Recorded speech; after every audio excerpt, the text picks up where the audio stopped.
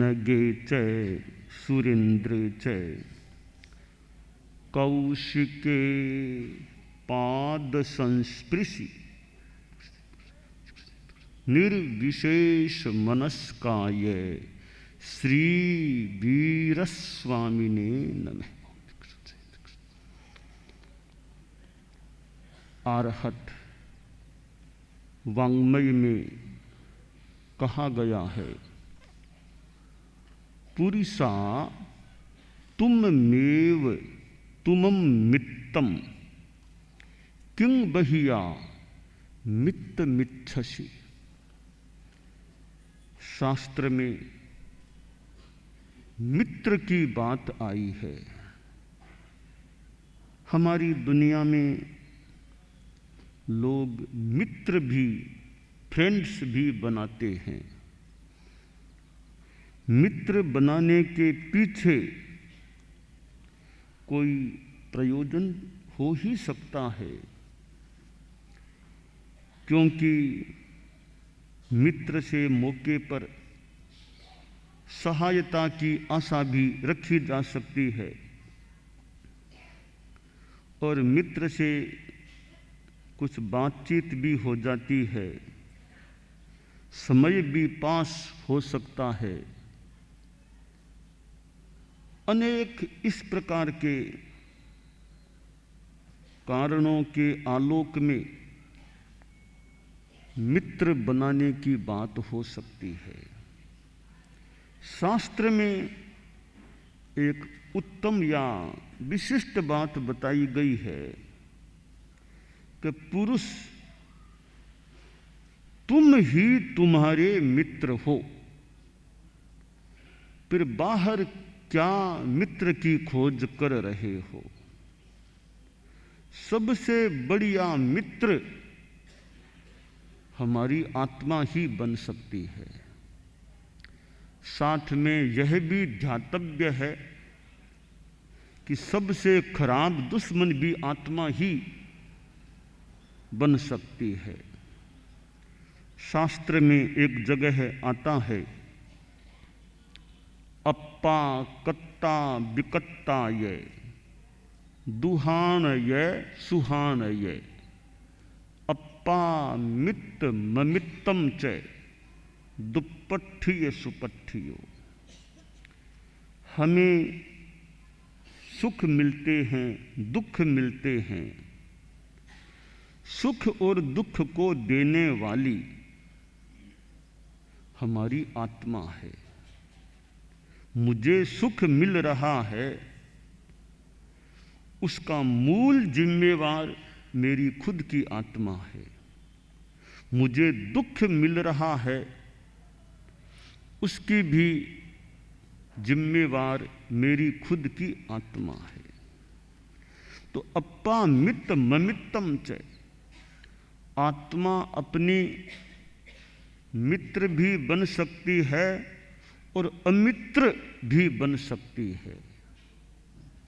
मित्र वह आत्मा बनती है जो सत् प्रवृत्ति में, शुभ भावों में लगी हुई है, और अमित्र या शत्रु वह आत्मा बनती है जो दुष्प्रवृत्ति में, दुर्भावों में लगी हुई होती है। तो दुनिया में हम देखते हैं दूसरे लोगों को भी मित्र माना जाता है,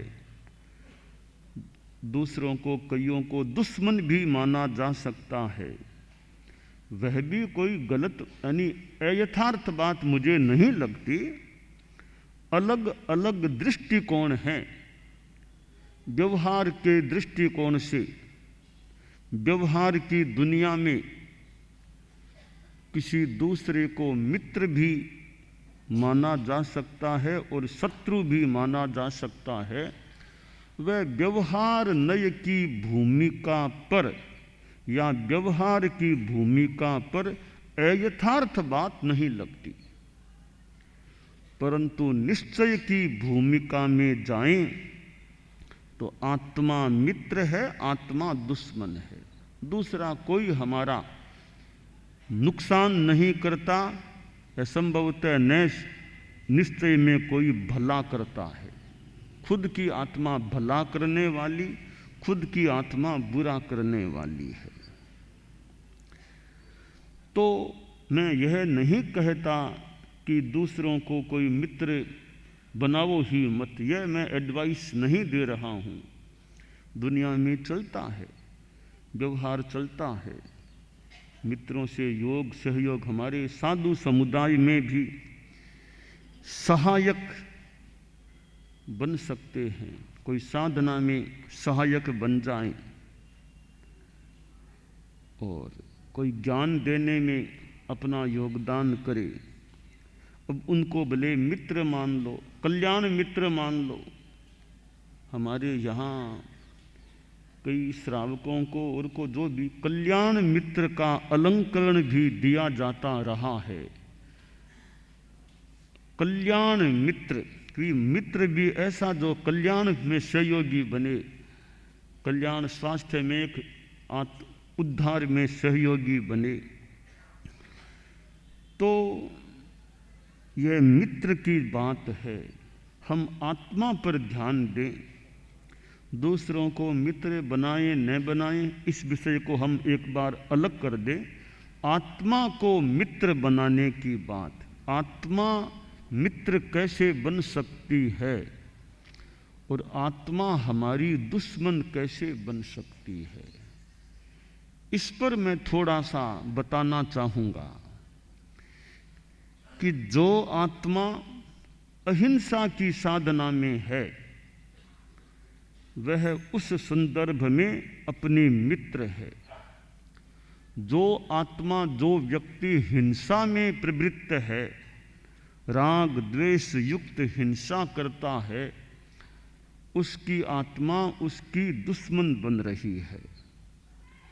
जो आदमी संयम की साधना में है तो आत्मा मित्र है। असंयम में है, आत्मा शत्रु या अमित्र बन सकती है। जो आदमी तपस्या करता है, उस तपस्या के परिप्रेक्ष्य में उसकी आत्मा उसकी मित्र बन रही है। और जो भोग में ज़्यादा आसक्ति से लिप्त है, उसकी आत्मा उसकी दुश्मन बन रही है। जो गुस्सा करता है, भीतर में आवेश, गुस्सा उभर गया, तो गुस्सा करने वाले की आत्मा दुश्मन है। जो क्षमा भाव रखे, शांति रखे, सहन कर ले, एकदम उपशम में है, उपशम क्षमा शांति में जिसकी आत्मा है, वह आत्मा मित्र बन रही है। जो अहंकार करता है, अहंकार से आत्मा दुश्मन बन जाती है और मार्दव का व्यवहार करे, मार्दव भाव रखे, तो आत्मा मित्र बन जाती है। जो छल कपट करता है, ठगी करता है, धोखा देता है, मानो उसकी आत्मा दुश्मन बन सकती है। और जो रिजुता में रहता है, सरलता, कोई छल कपट नहीं, उसकी आत्मा मानो मित्रता के रूप में है। जो लोभ करता है, लालच करता है, तृष्णा लालसा में लिप्त है, उसकी आत्मा उसकी दुश्मन। और जो संतोष में संलग्न है, संतोष में रमण कर रहा है, उसकी आत्मा उसकी मित्र है। अति संक्षेप में बताऊं तो धर्म में लगी हुई आत्मा मित्र है और पाप में लगी हुई आत्मा दुश्मन। सारी बातों का सारांश यह बन सकता है कि धर्मात्मा है जो आत्मा, वो आत्मा अपने आप की मित्र है। और जो पापात्मा, दुरात्मा है, वह आत्मा अपने आप की रिपु है, शत्रु है, दुश्मन है। तो मैंने अनेक पॉइंट्स बताए, इन पर हम अपने आप को कस लें कि मेरी आत्मा मित्र बन रही है, एक दुश्मन बन रही है। तो हम सभी अपनी आत्मा को अपना मित्र बनाने का प्रयास करें। उसके लिए हमें धर्म के पथ पर, अध्यात्म के मार्ग पर, सन्मार्ग पर चलना होगा। तो जो साधु बनते हैं, साधुपन पालते हैं, उनकी आत्मा उनकी मित्र बन जाती है। तो साधुपन लेना तो बहुत बड़ा कार्य है, लेना और पाल लेना। साधुपन लिया, अंतिम श्वास तक निभा दिया, अखंड आराधना कर ली, बहुत बड़ा काम कर दिया उसने। तो कि संन्यास साधुपन लिया भी अखंड आराधना अंतिम श्वास तक कर ली। तो साधु हर कोई बन जाए यह तो थोड़ा कठिन है। श्रावक बने, अनुव्रती बने, कुछ त्याग करें। जितना त्याग करेंगे वो हमारी आत्मा को मित्र बनाने वाला हो सकेगा। गृहस्थ जीवन में यह ठीक है, सब कुछ आदमी छोड़ दे, कठिन है। तो जितना त्याग कर सके, त्याग किस रूप में करे कि खान पान में ध्यान दे, अव्रत को जितना कम कर सके। श्रावक के 12 व्रत हैं, उनको अच्छी तरह को यथाविधि स्वीकार करता है तो वो धर्म की साधना है। पौषद करना, सामायिक करना, इधर देशावकाशिक व्रत है, संबर करना। अब कोई कहे कि सामायिक का तो टाइम नहीं है, 48 मिनट मिले तो एक सामायिक हो, कि 48 मिनट तो मुझे मिलता नहीं है। सुबह सुबह उठना, ऑफिस जाना, स्नान करना, नाश्ता करना, कि मुझे तो टाइम मिलता नहीं, ज़्यादा जल्दी मैं उठ नहीं सकता। क्यों नहीं उठ सकते? कि रात को 11-12 बजे सोता हूँ, 12:30-1 भी बज जाती है, ज़्यादा जल्दी भी नहीं उठ सकता। और उठने के बाद नहाना धोना, नाश्ता, कुछ काम करके ऑफिस जाना, तो या बच्चों को स्कूल आदि में जाना, कोई टाइम नहीं मिलता। सामायिक तो नहीं कर सकते। तो इसका फिर छोटा सा विकल्प है, संबर कर लो। 48 मिनट तो एक बंधा हुआ है, सामायिक का तो निश्चित कालमान है। पर संबर तो 20 मिनट का भी हो सकता है, 15 का भी कर लो, 10, जितना आपके पास टाइम है। कि सुबह सुबह एक मुहूर्त का टाइम नहीं है तो 24 मिनट का संबर कर लो, इतना टाइम हो। तो वो भी नहीं है तो 12 मिनट का संबर कर लो, माला फेर लो, जप कर लो, कुछ कर लो। तो यह सामायिक की तो अलग ही बात है, वो न हो तो थोड़ी कुछ एक छोटा उसका विकल्प है, संबर कर लेना। ट्रेन में सामायिक तो कर नहीं सकते, विधि नहीं है, तो वो तो नहीं, पर संबर कर लो भी इतने आगारों के साथ। जब तक मैं ट्रेन में हूँ, कुछ आगारों के साथ मुझे सावध्य योग का त्याग है। तो ट्रेन के दौरान न मैं झूठ बोलूँगा, न चोरी करूँगा, न और कोई पाप विशेष करूँगा। तो कुछ आगारों के साथ कर लिया। तो ट्रेन में 10 घंटा लगे, 12 घंटा लगे, सारा नहीं तो 1 घंटा कर लिया, फिर 2 घंटा कर लिया, बीच में खाना पीना है तो बाद में फिर कर लिया। तो जितना संबर कर लें वो भी धर्म की बात है, उतना त्याग हो जाएगा। तो 1 घंटा है हाथ में, तो घर में है धर्म, 1 घंटा है तो 1 सामायिक कर लो, 11-12 मिनट का संबर और कर लोगा, बढ़िया। 1 घंटा आपके पास है कि 2 सामायिक तो आ नहीं सकती, इतना टाइम। तो 1 घंटा है तो 1 सामायिक आ सकती है, 11-12 मिनट का संबर और ले लो, तो 1 घंटा एकदम सफल सार्थक हो सकता है। तो यों गृहस्थ जीवन में जितना आत्मा को मित्र बना सकें, उसके लिए धर्म करने की जरूरत है। कि रात को पूरी रात तो खाना पीना छोड़ नहीं सकता, कि 24 तो मैं रात में कर नहीं सकता, 23 कर लो। कि वो भी होना थोड़ा मुश्किल है, पूरा ऑफिस से लेट आते हैं, थोड़ा खाना भी होता है। तो एक काम करो भाई, रात को 12 बजे के बाद खाना नहीं खाना, इतना कर लो। रात को 12 बजे से सूर्योदय तक या 7 बजे तक, 6 बजे तक, ये 6-7 घंटा लगभग है। इस टाइम में खाना नहीं खाना, पानी का आगार रख लो, पानी पीना जरूरी हो तो पानी का दवाई का आगाह रख के बाकी खाना पीना सब त्याग कर दो, इतना लाभ आपको हो जाएगा। जितना कर सकें उतना करें, कि तपस्या ज़्यादा तो नहीं कर सकता, कि बेला तो भले कर लूँ और ज़्यादा नहीं, तो बेला तो कर लो, बेला कर लो। कभी बेला हो गया, अब देख लो ठीक ही है तो तेले तीसरे दिन थोड़ा आगे बढ़ो, पोरसी कर लो, 12 बजे तक त्याग लगता ठीक ही है तो फिर तेला कर लो। जितने कदम बढ़ा सको उतने कदम बढ़ाओ, कि आदमी अपनी शक्ति का उपयोग करे। तो त्याग प्रत्याख्यान तपस्या जितनी हो वो आत्मा को मित्र बनाने का उपाय। स्वाध्याय कर लो कि ट्रेन में बैठे हैं और कोई खास काम तो है नहीं, अच्छी किताब धर्म की पास में है तो किताब पढ़ो, घंटा 2 घंटा। एक ट्रेन की यात्रा में छोटी मोटी पूरी किताब पढ़ ली जाए तो अच्छा स्वाध्याय हो गया। शुभ योगों में मन अगर रह गया, आत्मा को मित्र बनाने की बात हो गई। तो जितना अनुकूल बैठ, खाना खा लिया, लंच ले लिया, अब शाम का भोजन तो देरी है, बीच में 1 घंटा 2 घंटा का त्याग कर दो। खाना खा लिया, अब 1 घंटा तो न पानी पीना न भोजन करना, तो 1 घंटा चारों आरों का त्याग कर दो। पानी पी लिया फिर 1 घंटा और त्याग कर दो। तो यूँ ज़्यादा जोर भी नहीं पड़ता, खाना तो खाया हुआ है ही, शाम का खाने में देरी है तो बीच में कुछ नहीं खाना, यह संयम रख लें।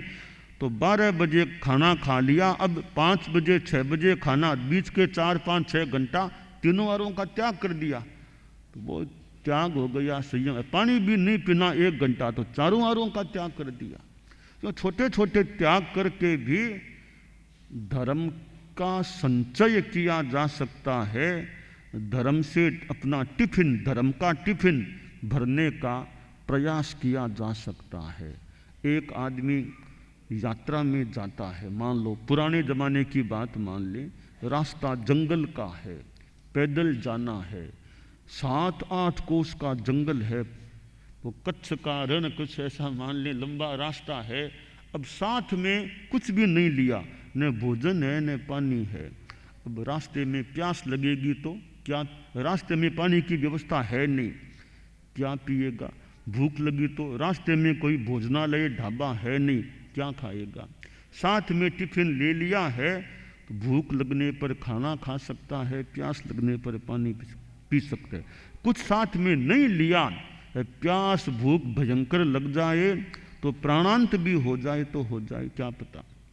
इसी प्रकार यह हमारी आत्मा एक जीवन से आगे जाती है, तो आगे जाती है तो साथ में क्या लेकर जाएगी? कोई तैयारी की कि नहीं टिफिन की? कौन सा टिफिन? वो धर्म का टिफिन। अगर हमने, आप लोग गृहस्थों की बात हम मान लें, गृहस्थ लोग हैं, जीवन में धर्म किया, त्याग तपस्या संयम संवर सम्यक्त्व ग्रहण की हुई है, अच्छी साधना की है, धर्म ध्यान त्याग तपस्या साधु संतों की उपासना, इसका मतलब आपने धर्म का टिफिन तैयार कर लिया है। अब आत्मा आगे जाएगी तो वो धर्म साथ में है, आगे भी आत्मा आशा करें काफ़ी अच्छी तरह रह सकेगी।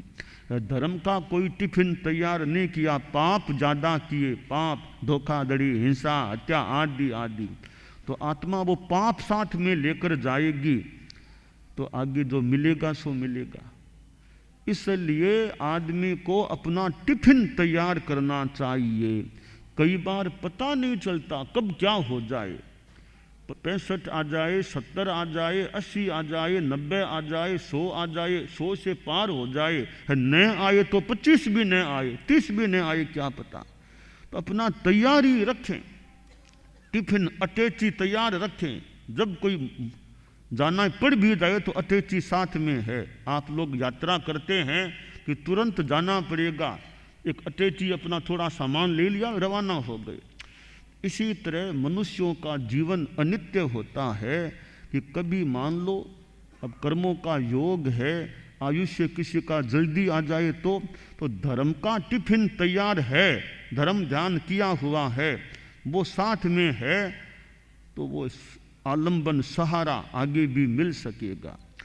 इसलिए हमें अपना धर्म का टिफिन तैयार रखने का और डालते जाओ। अब आप मान लो व्यापारी हैं, गृहस्थ हैं कि पैसा कमाते भी हैं, खर्च भी होता है, पर आप थोड़ा थोड़ा पैसा बचा करके बैंक में जमा कराते रहते हैं, तो आपका डिपॉजिट हो गया, वो कभी भी आपका काम आ सकता है। इसी प्रकार रोज धर्म की भी कमाई करते रहें कि आज आपने सामायिक की कर ली, स्वाध्याय किया, तो आज थोड़ी कमाई हो गई, वो आपकी डिपॉजिट हो रही है कि इतनी कमाई हो गई। यूँ रोज़ थोड़ी थोड़ी धर्म की कमाई करो तो संचय हो जाएगा। फिर मान लो आखिर आदमी को 100 वर्ष जितने भी 90-80 आते हैं, तो वो कमाई की हुई है वो आपके साथ या हमारे साथ एक ही बात है, वो कमाई धर्म की है। जो धर्म की साधना है उसका फल आगे भी काम आ सकेगा। तो हमें यह आत्मा को मित्र बनाने का प्रयास कि मेरी आत्मा मेरी ज़्यादा से ज़्यादा बढ़िया मित्र बन जाए। अब बहुत बढ़िया तो मान लो गृहस्थों की इतने न भी बने, इतना धर्म नहीं कर पाते, जितना बढ़िया मित्र बना सके उतना बनाने का प्रयास हम सभी अपनी आत्मा को धर्म के द्वारा मित्र बनाएं, यह काम्य है।